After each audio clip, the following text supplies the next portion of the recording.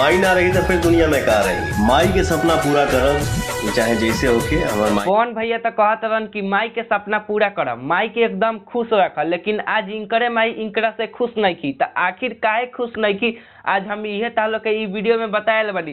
तो बस तू लोग पवन भैया ला एकदम अंत तक ई वीडियो में बन रहा लोग। तो तू लोग पवन भैया के जितना भी फोटो देखबा लोग उनकर माई के साथे, तो ओमे उनकर माई एकदम दुखी रहेली। तो ता लोग के का पता बा कि उनकर माई आखिर काहेला दुखी रहेली, कैसे रहेली। और बहुत सारा फैन भी इनका के लेके दुखी रहेला लोग, काहे कि उनकर अभी तक घर नहीं खे बसल। आ इहे बात के लेके विरोधी पार्टी भी उनकरा के खूब खोदेला। कमजोर आदमी को ऐसे भी खोदी ऐसे करिएगा तो तुरंत रिएक्शन। उनकर बहुत सारा फैन भी उनकर गाना वाना पे कमेंट करेला कि पवन भैया तू भाभी के बोलावा, लेकिन पवन भैया और पवन भाभी में तो एकदम जना के एक साथे रखे खातिर हमनी के वीआईपी विजेंद्र सिंह जी एगो हॉल निकलले बनी। तो हम गंगाजल अपना वीआईपी हवेली पर बैठा देता नहीं 1 घंटा, एक चमन चुतिया सन कर लोग 1 घंटा के हटा दी, घर ना बस गई तो विजेंद्र आज के बाद इंडस्ट्री में ना रही है।